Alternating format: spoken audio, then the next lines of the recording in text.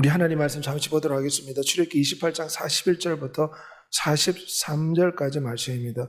출애굽기 28장 41절부터 43절 말씀, 구약성경 125페이지 말씀입니다. 출애굽기 28장 41절부터 43절까지 말씀입니다. 우리 잠시 주의 말씀 보도록 하겠습니다. 너는 그것들로 내 형 아론과 그와 함께한 그의 아들들에게 입히고 그들의 기름을 부어 위임하고 거룩하게 하여 그들의 제사장 직분을 내게 행하게 할지며, 또 그들을 하여 배로 속바지를 만들어 허리에서부터 두 넓적다리까지 이르게 하여 하체를 가리게 하라. 아론과 그의 아들들이 회막에 들어갈 때나 제단에 가까이 하여 거룩한 곳에서 섬길 때에 그것들 입어야 죄를 짊어진 채 죽지 아니하리니 그와 그의 후손이 영원히 지킬 주례니라. 아멘. 오늘 대제사장의 의복과 예수 그리스도에 대해 살펴보고자 합니다. 조선시대는 어떤 옷을 입는가에 따라서 신분이 결정되었습니다. 신분에 따라서 반드시 다른 옷을 입어야 됩니다. 왕은 왕복을 입어야 되고, 또한 귀족들은 귀족들이 입는 옷이 따로 있었습니다. 그뿐만 아니라 사대부는 사대부들이 입는 옷이 있었고, 평민들은 평민들이 입는 옷이 따로 있었습니다. 옷을 볼 때 이 사람이 어떤 직분과 어떤 위치에 있는가 알 수가 있습니다. 우리나라도 경찰 같은 경우는 제복이 있습니다. 어떻게 경찰이 지나가는 차를 세울 수 있습니까? 어떻게 경찰이 지나가는 사람을 강제로 신문하여서 신분증을 요구할 수 있습니까? 경찰 제복을 입었을 때 가능합니다. 경찰 제복을 입었다는 것은 이 사람이 지금 국가에서 권위를 부여한 경찰이다. 이것을 제복을 통해서 나타내는 것입니다. 이처럼 옷은 그 사람의 신분, 그 사람의 직분 같은 것을 분명하게 나타낸다고 할 수 있습니다. 대제사장은 반드시 예복을 입고 성소에 들어가 있습니다. 만일에 대제사장이나 제사장이 예복을 입지 않으면 어떻게 되었습니까? 그 자리에서 성소에 들어갈 때 죽임을 당할 수 있었습니다. 왜냐하면 반드시 예복을 입고 부끄러움을 가려라, 예복을 입고 오라고 주님은 명하셨습니다. 오늘 본문에 보면 대제사장이 예복을 입는데 먼저 머리에 터빈과 같은 큰 관을 씁니다. 그리고 금으로 만드는 머리띠가 있는데 이 머리띠는 여호와께 성결이다, 이렇게 적혀 있습니다. 이 큰 터빈 같은 관은 대제사장의 영광을 뜻합니다. 이 대제사장은 누구를 뜻합니까? 멜기스덱의 반차를 따른 예수 그리스도를 상징합니다. 머리에 왕관을 썼다는 것은 대제사장이 큰 영광을 가지고 있다는 것입니다. 그뿐만 아니라 조끼를 입었는데 조끼가 굉장히 화려했습니다. 금실과 청실과 자실과 홍실로 짜여진, 정교하게 짜여진 화려한 조끼를 곁옷 바깥에다가 반드시 입어야 했습니다. 이것을 에봇이라고 부릅니다. 곁옷 위에 있는 조끼인데 굉장히 보기에도 화려했습니다. 이것은 대제사장의 영광을 뜻합니다. 상징적으로 금은 하나님의 변치 않는 신성을 뜻하고, 청색실은 하늘색이기 때문에 그리스도의 생명을 뜻하며, 또한 자색실은 예수 그리스도의 왕권을 뜻합니다. 보라색은. 그리고 홍색실, 붉은 실은 예수 그리스도의 십자가를 뜻합니다. 그래서 에봇을 만드는데 정해진 색깔로만 에봇을 만들어야 됩니다.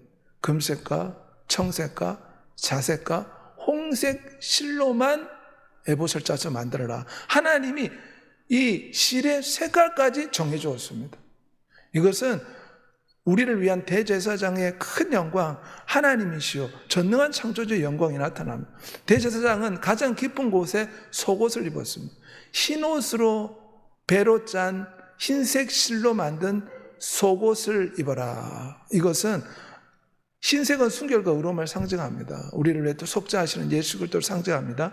그 다음에 청색 곁옷을 입었습니다. 이 청색은 하늘의 색깔을 상징하는데 대제사장의 하늘 사역을 뜻합니다. 그리고 마지막에 조끼를 입었습니다. 이 조끼가 화려하게 만들어진 에봇이라고 불립니다. 그래서 이 대제사장의 이 에봇은 만왕의 왕이신 우리의 참 대제사장이신 예수 그리스도가 큰 영광 가운데 있는 것을 상징적으로 나타냅니다. 예수 그리스도는 왕으로 이 땅에 오셨습니다. 요한복음 18장 37절에 빌라도 앞에서 주님이 말했습니다. 내가 왕이니라. 내가 이를 위해 태어났으며 이를 위해 세상에 왔나니. 주님은 왕으로서 이 땅에 오셨다고 본인이 말씀하셨어요. 바다를 걸어다니는 전능한 왕이었습니다. 자연을 통치하여 풍랑을 잠잠케, 말씀으로 풍랑가 잠잠해질 줄 알았다 태풍이 잠잠해졌습니다. 자연을 통치하는 귀신들도 복종해. 더러운 귀신아 물러가라 하면 귀신들이 떠나갔습니다. 귀신들도 복종하는 왕이십니다. 죽은 자를 살리셨습니다. 그리스도는 만물 위에 계셔서 세세의 찬양을 받으실 하나님이시라. 이 에봇을 입은 대제사장의 예복은 전능의 왕, 만왕의 왕이신 예수 그리스도의 영광을 뜻합니다. 그분은 십자가에 죽었지만 하나님 보좌 우편에 앉으셔서 지금 어떻게 되었습니까? 성결의 영으로는 죽은 자 가운데서 부활하사 능력으로 하나님의 아들로 선포되었으니 십자가로 원수 마귀를 깨뜨리고 만왕의 왕이요 만주의 주가 되셨다. 모든 하늘 위에, 우주보다 높은 모든 하늘 위에 오르셔서 이 지구와 우주와 전 세계를 다스리는 만왕의 왕이 되셨습니다. 만주의 주가 되셨습니다. 그래서 예수 그리스도께 불순종하는 자, 하나님이 어디 있냐 소리치는 사람 어떻게 됩니까? 영원한 지옥불에 던져버리십니다. 왜냐? 그분은 만왕의 왕이요 만주의 주가 되셨기 때문입니다. 그래서 대제사장의 화려한 예복은 영광의 왕이요 만왕의 왕이신 예수 그리스도의 큰 영광을 상징적으로 나타냅니다. 예수께서 이르시되 하늘과 땅의 모든 권세를 내게 주셨으니 그가 유다를 떠나지 않으면 통치의 지팡이가 예수 그리스도 유다의 지파의 사자 예수 그리스도에게 있으니 모든 백성이 예수 그리스도에게 복종하리라. 복종하지 않으면 어떻게 됩니까? 예수 그리스도가 눈에 안 보이는데 예수 그리스도가 어디에 있어 소리치고 믿지 않으면 어떻게 됩니까? 영원한 지옥불에 던져버립니다. 왜냐? 예수 그리스도는 만왕의 왕이요 만주의 주가 되시기 때문입니다. 에베소 1장 21절에 모든 통치와 권세와 능력과 주권과 모든 이름 위에 뛰어나게 하시고 만물을 그 발 아래 복종하게 하셨다. 그래서 이 에봇의 대제사장의 화려한 옷은 예수 그리스도가 영광의 왕이다 그런 뜻입니다. 그러므로 우리는 예수 그리스도가 만왕의 왕이요 영광의 왕이요 권능과 능력과 충만하시기에 우리가 그분 앞에 무릎을 꿇고 복종해야 될 줄 믿습니다. 모든 원수를 그 발에 둘 때까지 반드시 왕노릇 하신다 말씀하고 있습니다. 그러므로 예수 그리스도의 전능하심을 믿어야 됩니다. 모든 천사들이 주님을 경배합니다. 만물이 주님을 경배합니다. 종노릇하는 우리 인생들을 놓아주시려고 위대한 창조주가 십자가를 짊어지시고 살아난 줄 믿습니다. 그러므로 우리 성도들에게 필요한 것은 예수 그리스도가 영광의 왕이요 전능의 왕이라 전능한 하나님이심을 믿어야 됩니다. 병자를 고치고 죽은 자를 살리고 없는 것을 있게 하시는 불가능을 가능케 하시는 하나님을 믿어야 될 줄 믿습니다. 계시록 1장 8절에 나는 알파 오메가요 이제도 있고 전에도 있고 장차 올 자라 전능한 자라. 예수 그리스도가 전능함을 믿어야 됩니다. 이스라엘 백성들이 왜 가나안 땅에 못 들어갔습니까? 가데스 바네아에서 하나님의 전능함을 믿지 못했습니다. 네피림 우선을 보고 겁을 먹고 아이고 우리 하나님은 홍해 바다는 갈랐지만 저 네피림 우선과 싸울 때 못 도와주신다. 마치 내가 지금 암에 걸렸는데 이 암은 하나님이 못 고쳐주실 거야. 내가 지금 어려운 일을 당했는데 이 어려운 일은 하나님이 못 하실 거야. 우리가 이런 불신을 던져버려야 될 줄 믿습니다. 예수 그리스도가 전능한 하나님이요 만왕의 왕이요 전능자를 믿어야 합니다. 전능자라 이 말은 불가능함이 없다 그런 뜻입니다. 우리는 예수 그리스도의 전능함을 믿을 때 마음의 평안이 찾아옵니다. 두려움이 사라집니다. 모든 우울증과 공황장애와 공포가 사라지게 될 줄 믿습니다. 예수 그리스도의 전능하심을 바라보고 전능하심을 믿어야 됩니다. 믿음의 주 온전케 하시는 예수 그리스도를 바라보자. 그분은 지금 만왕의 왕이십니다. 전능한 창조주이십니다. 수많은 천사들로 둘러싸인 위대한 하나님이심을 우리가 믿어야 될 줄 믿습니다.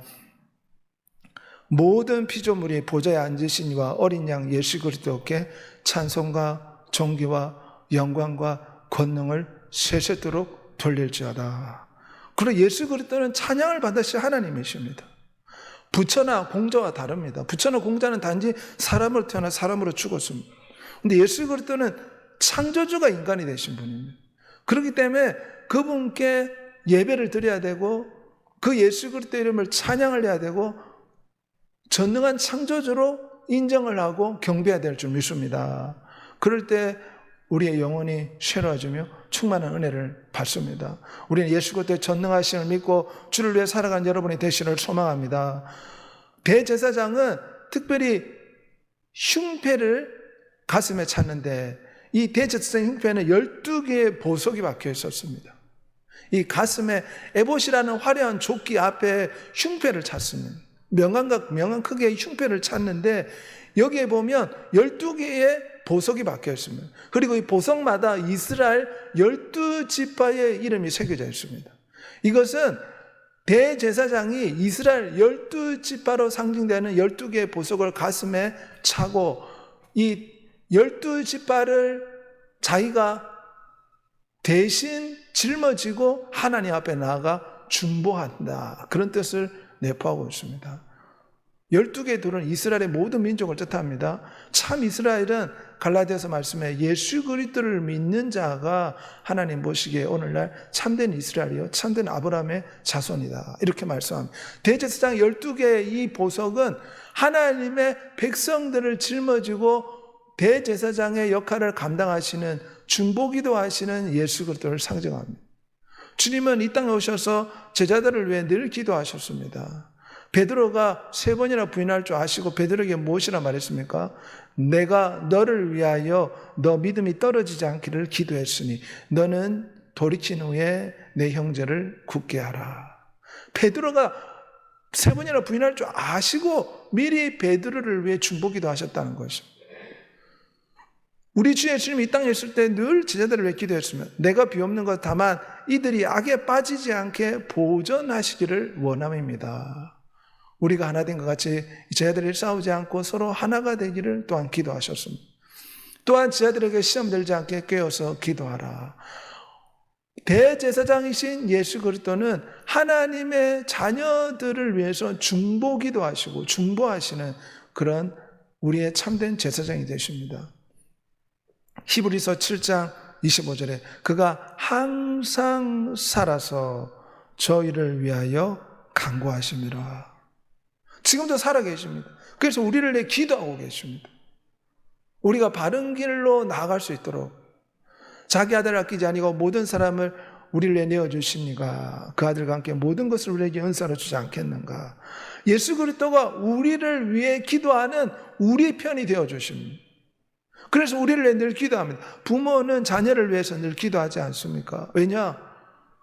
부모는 자녀 편입니다. 다른 사람이 아무리 자녀를 비난한다 할지라도 부모는 자식을 낳았기 때문에 자녀 편일 수밖에 없습니다.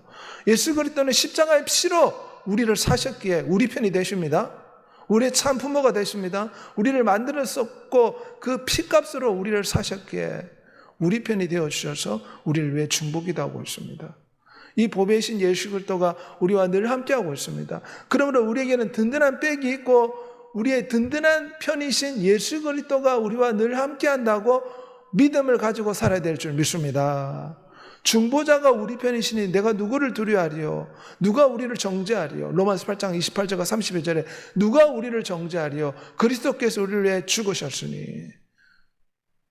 그러므로 우리는 강하고 담대하게 나아가야 될 줄 믿습니다. 사도 바울이 고린도후서 4장 17절에 사방으로 오교쌈을 당하여도 쌓이지 아니하고 답답한 일을 당하여도 낙심치 않는 것은 모든 환경을 이길 수 있는 예수 그리스도가 우리를 위해서 중보기도 하고 계십니다. 중보기도 한다는 것은 우리를 돌봐주고 있다는 것입니다. 죄 천사들을 보내서 우리를 지켜주고 있습니다. 환경적으로, 여건적으로 또한 날마다 은혜의 물결을 우리에게 보내주셔서 우리가 모든 시련과 역경을 능히 이길 수 있도록 하나님께서 손을 써 주신다는 것을 믿는 여러분이 되시길 바랍니다.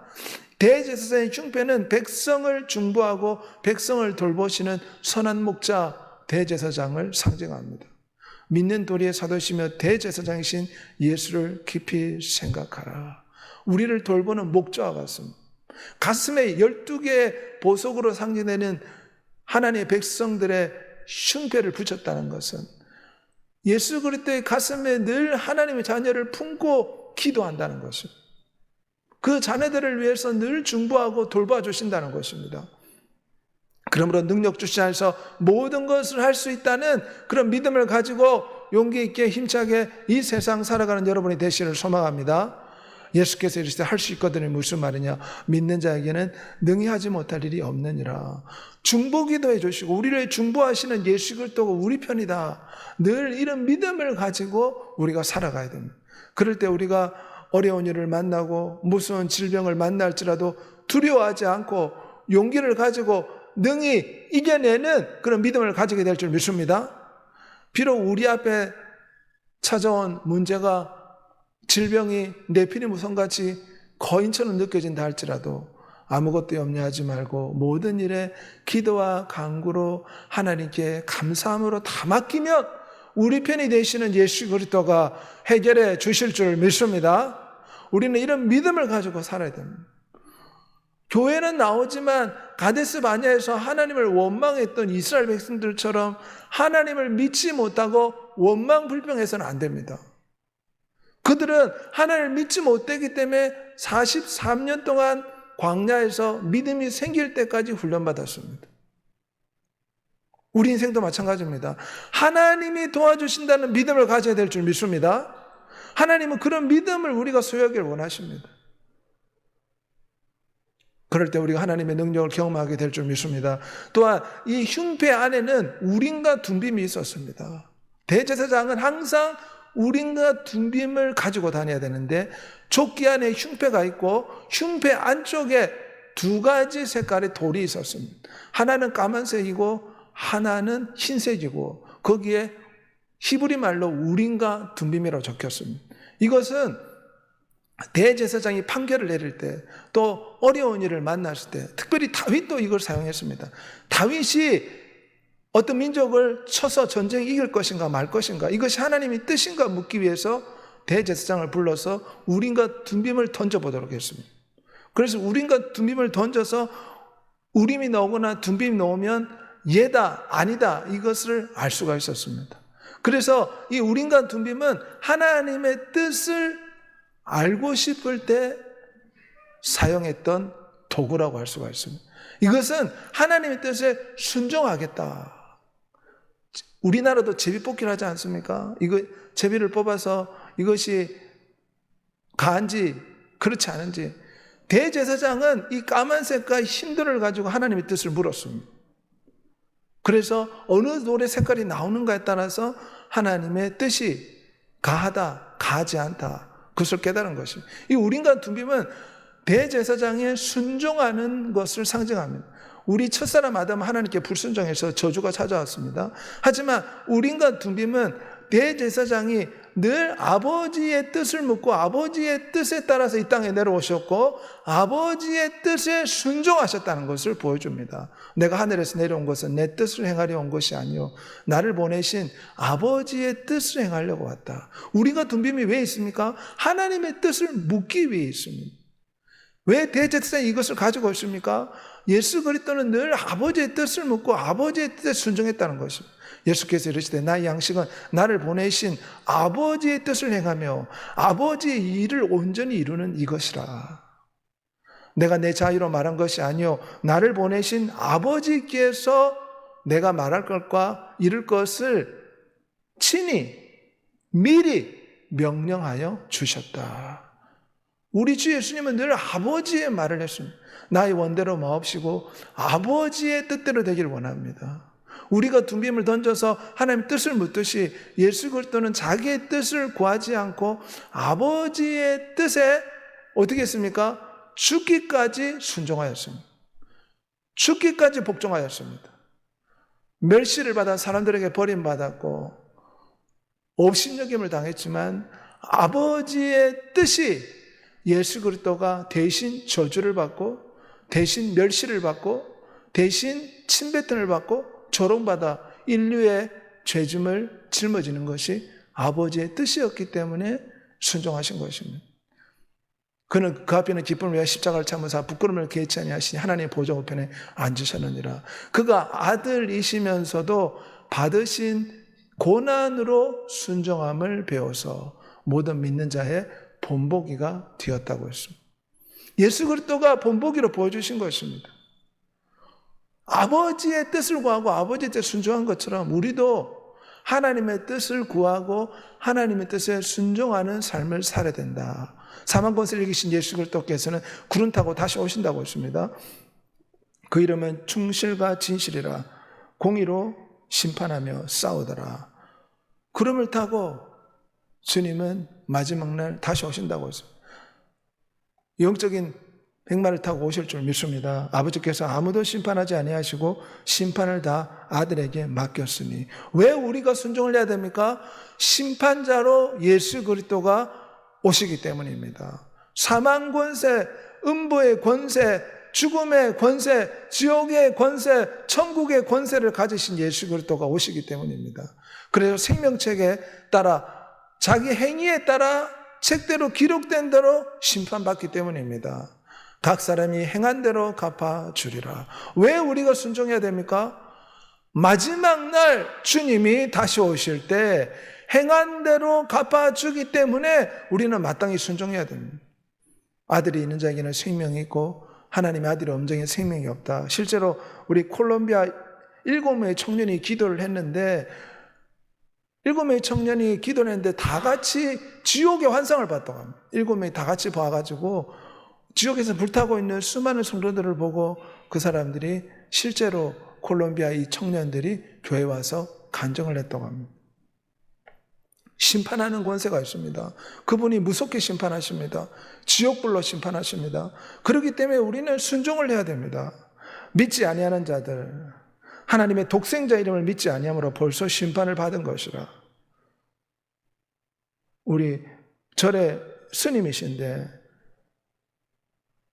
독사에 물려가 갑자기 죽게 되었는데 불타는 지옥을 경험하고 난 뒤에 그가 회개하고 예수 그리스도를 믿게 되었다는 간증입니다. 하나님은 우리 심판자가 되십니다. 그의 아들에게 입맞추라. 그렇지 아니하면 진노하신 말미암아 너희가 길에서 멸망할 것이다. 그의 진노가 급하심이라. 누군지 나와 내 말을 부끄러워하면 인자도 아버지의 영광으로 거룩한 천사들과 함께 올 때 그 사람을 부끄러워하리라. 우리가 이 땅의 삶을 살아갈 때 예수 그리스도를 부끄러워하면 안 됩니다. 복음 전하는 걸 부끄러워하면 안 됩니다. 그러면 어떻게 한다고 했습니까? 주님도 심판날 우리를 부끄러워하시겠다. 대한민국만큼 복음을 전하기 좋은 나라가 어디 있습니까? 사우디아라비아나 이라크, 이란 같은 나라는 복음을 전하면 형무소 끌려가고 죽임당할 수도 있습니다. 하지만 대한민국은 원 없이 복음을 전할 수 있지 않습니까? 언젠가 복음의 문이 닫히겠지만 우리가 예수 그리스도를 자랑하는 여러분이 되시길 바랍니다. 심판자로 주님이 오시기 때문에 우리는 순종을 해야 됩니다. 순종하지 않으면 영원한 지옥불에 던지십니다. 그러므로 우리는 순종하는 자가 되어야 될 줄 믿습니다. 유열 배우의 간증인데 병세가 악화되어서 폐가 망가져가지고 죽음 위기 앞에 있을 때 죽음을 경험했는데 영원한 지옥불의 그런 환상을 보고 죽음 앞에서 철저히 회개했다고 합니다. 그래서 하나님이 두 번째 생명의 기회를 주셨다. 유혈배우는 간증하고 교회 집사님이신데 이제 열심을 내서 하나님을 섬기겠다. 사람들 앞에서 간증하는 모습입니다. 나이지리아에는 세계에서 가장 많은 기독교인들이 있지만 하루에 13명이 무슬림 때문에 죽임을 당합니다. 너가 죽도록 충성하라. 그러면 생명의 멸관을 내게 주리라. 우리가 주님께 순종하며 주께서 크게 축복하실 줄 믿습니다. 이기는 그에게 내가 내 보좌에 함께 앉게 해주기를, 내가 이기고 아버지 보좌에 함께 앉은 것 같이 하리라. 우리 혼인잔치가 있음을 기억하고 만왕의 왕이신 예수 그리스도의 천국 혼인잔치를 소망하며 순종하는 여러분이 되시길 바랍니다. 마태복음 22장 37절 말씀 우리 다 같이 고백하겠습니다. 예수께서 이르시되 내 마음을 다하고 목숨을 다하고 뜻을 다하여 주 너의 하나님을 사랑하라.